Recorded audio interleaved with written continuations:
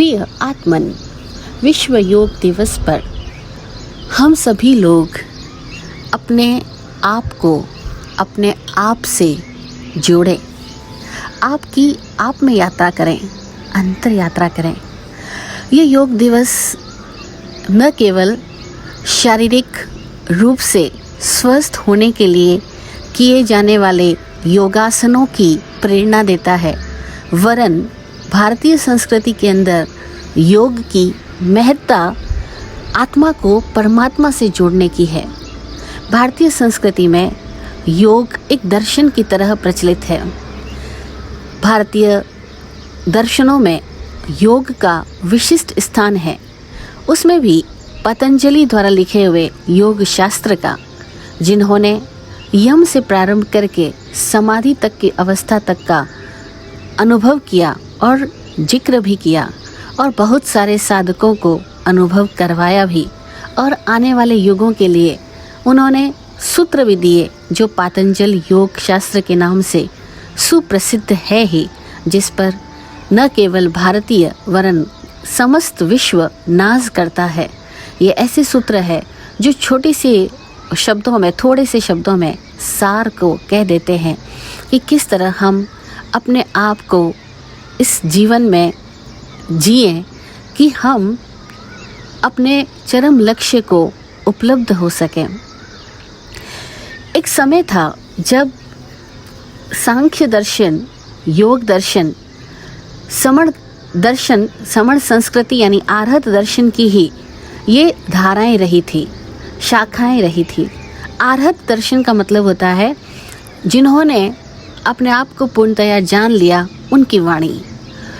और उन्हीं आर्हत दर्शनों में से कितने ही अरहा ऐसे हुए जो तत्कालिक जैन समाज से संयुक्त भले ना हो, किंतु वस्तुतः वे अरहा थे। ऋषि भाषित सूत्र में ऐसे अनेकों ऋषियों का वर्णन मिलता है जो इस भारतीय संस्कृति के अंदर अलग अलग समुदाय से हुए हैं, जैसे पाराशर ऋषि, जैसे पातंजल ऋषि, जैसे भृगु ऋषि, जैसे और भी अनेकों तरह के ऋषि, काश्यप ऋषि आदि, कपिल ऋषि। ये सारे ऋषि मुनि चाहे किसी समय में एक पर्टिकुलर समण संस्कृति के संवाहक रहे हो या न रहे हो, किंतु ये सब अरहा हुए और इन अरहतों की वाणी का उपदेश जिसमें मिलता है उसे ऋषि भाषित सूत्र कहते हैं। और ऐसे अनेकों सूत्र है, ऐसे अनेकों शास्त्र है जो ऋषियों ने कहे, उसका नाम ऋषि भाषित है। तो योग शास्त्र भी एक ऋषि भाषित शास्त्र ही हुआ, क्योंकि यह महर्षि पतंजलि के द्वारा लिखा हुआ शास्त्र है और पतंजलि स्वयं उस योग को, अनुभव को उपलब्ध हुए, इसीलिए वे अरहा हुए हैं। तो कई लोग सवाल करते हैं कि भारतीय योग शास्त्र और जैनों का योग दोनों में क्या फ़र्क है। तो मैं यहाँ बताना चाहूँगी कि हम जैनों को सीमित ना करें, संकुचित ना समझें। जैन शब्द कालांतर की देन है। यह मुख्य धारा थी आर्हतों की धारा। इसमें जो भी योग्य पुरुष होते, जिन्होंने भी अपने आप को जान लिया, पूर्णता को उपलब्ध किया, उन्हें अरहा कहा जाता है।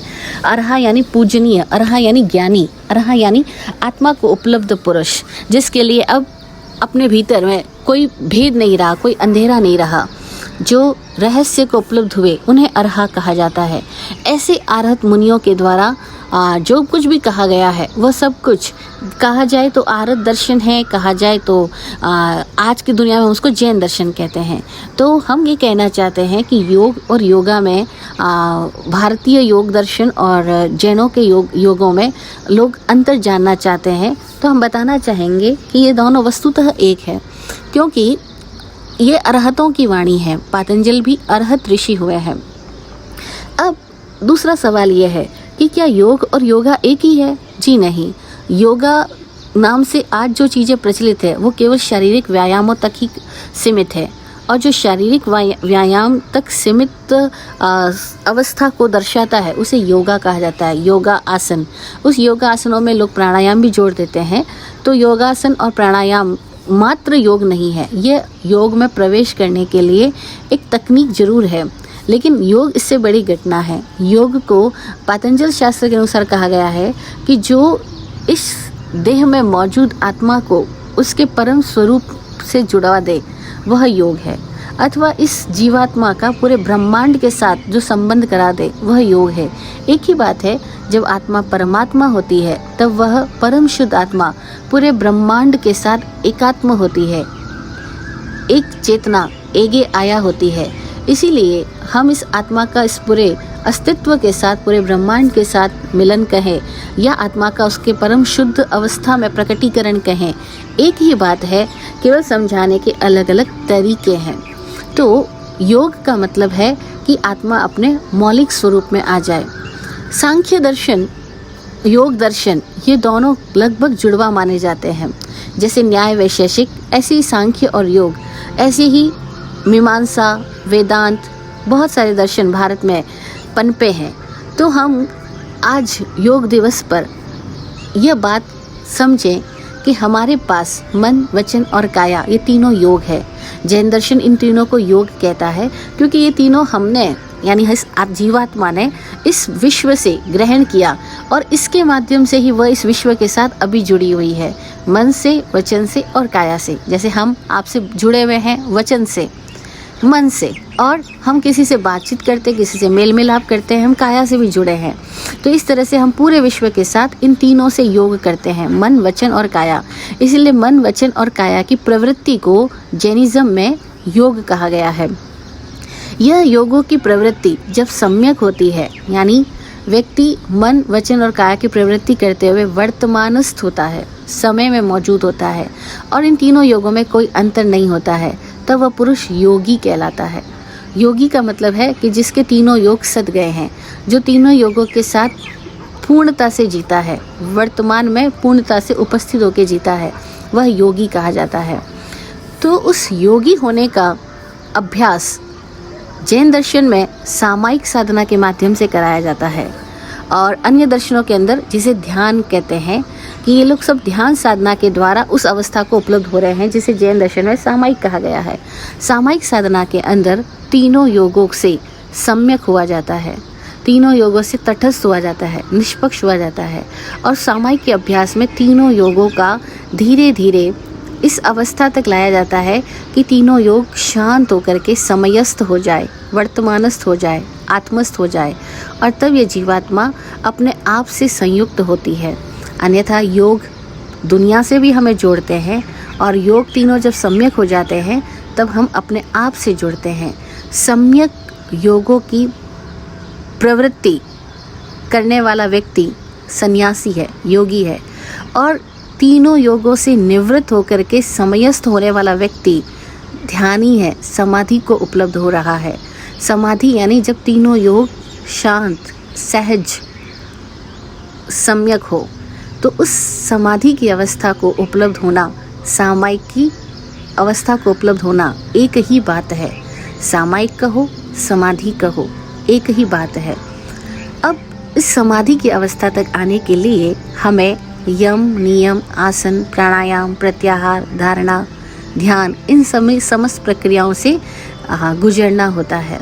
इन समस्त प्रक्रियाओं को हम समयानुसार समझेंगे और इन समस्त प्रक्रियाओं से हम स्वयं गुजरें ताकि हम अनुभव कर सकें अपने आप को परम शुद्ध स्वरूप में। यही इस जीवन का इष्ट है कि हम योगी हो जाएं और जैसे ही कोई व्यक्ति पूर्णतया समाधि को उपलब्ध होता है वह योगी से अयोगी हो जाता है। अयोगी होने का मतलब है अब वह पूरे विश्व के साथ जुड़ गया, अब वह परम अवस्था को उपलब्ध हो गया, अब वह मुक्त हो गया। तो उस मुक्त अवस्था को अयोगी अवस्था कहते हैं। संसार में जब तक हम इस देह में हैं हम सब सहयोगी है। अब सहयोगी में हमें 2-3 तरह की अवस्थाएं हैं। एक सहयोगी है लेकिन बिना उपयोग के है, बिना उपयोग यानी बिना अवधान के, बिना सम्यक्त्व के है, तो हम सांसारिक है। अब सहयोगी होते हुए भी अगर हम समकित है तो हम समाधिमय हैं, यानी हम योगी हैं। और सहयोगी होते हुए अगर हम मिथ्यात्वग्रस्त है, अगर हम क्रूर भावनाओं से ग्रस्त है तो हम दुरुपयोगी है। और इस दुनिया में सफल होने का तरीका है कि आप सदुपयोगी बनो, सबके लिए उपयोगी बनो, सदउपयोगी बनो, तो आप दुनिया में सफल हो जाते हो। तो हमें समाधिमय अवस्था को उपलब्ध होना है, तो हम आज के दिन इस अवस्था का जरूर ही अभ्यास करें। चाहे शुरुआत अपने आसन प्राणायाम से करें, लेकिन उसके बाद अपने चित्त को शांत बनाते हुए धारणा, ध्यान और समाधि की अवस्था तक आए। इसके लिए कुछ समय अपने आप के साथ बिताएं। और आज वैसे भी ग्रहण का दिन है, यह एक खगोलीय घटना है। इस घटना में पूरी पृथ्वी एक अलग तरह के चुंबकीय वलय में आती है। इस चुंबकीय वलय का उपयोग हम सब ध्यान साधना में रहते हुए कर सकते हैं। और जब हम सहज ध्यान में अपने आत्म स्थित रहते हैं, आत्मस्थ होते हैं, उसके लिए चाहे हमें मंत्र का सहारा लेना पड़े, चाहे स्तोत्र, भक्ति, जाप, कोई भी आप सहारा लें, लेकिन मुख्य बात धीरे धीरे पूर्ण मौन अवस्था को उपलब्ध होना है। उस मौनत्व को आज के दिन जरूर साधें, ताकि ये ग्रहण का दिवस जो एक खगोलीय घटना तो है ही, साथ ही एक संधि है, एक संध्या काल है। ये संध्या काल हमें मदद करेगा अपने आप से मुलाकात करने में। जय हो, जय हो, जय हो।